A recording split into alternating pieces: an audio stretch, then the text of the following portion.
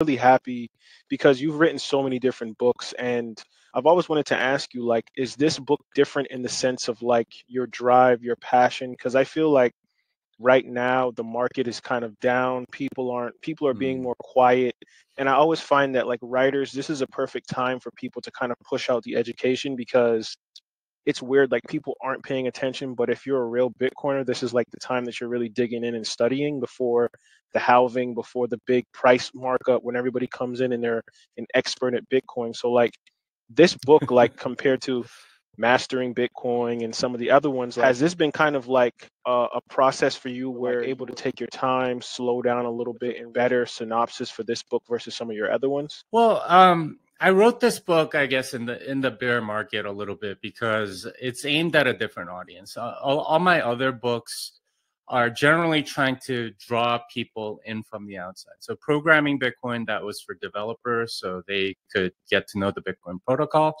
The Little Bitcoin book that made sort of a human rights case for Bitcoin, and that was for people that were interested in human rights and different developing world perspectives and trying to get them into Bitcoin that way. Thank God for Bitcoin, that was aimed at Christians and getting them into Bitcoin.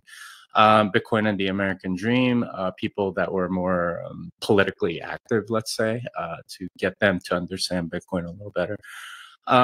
This one is different because it's aimed squarely at other Bitcoiners. I wanted to write a book to sort of rally the troops because, as you said, during a bear market, it is very easy to kind of get this distracted or maybe even a little depressed at the price going down and so on. And I wanted to make the case that, you know, the system that we're in, the incentives of the system are really evil, and it really does ruin a lot of things that otherwise would be going much better if we just sort of have a freer market with sounder money. And instead, we have all of this corruption, and I'm trying to expose it so that people in Bitcoin can be more convicted and know that this is the right way to go. Yes.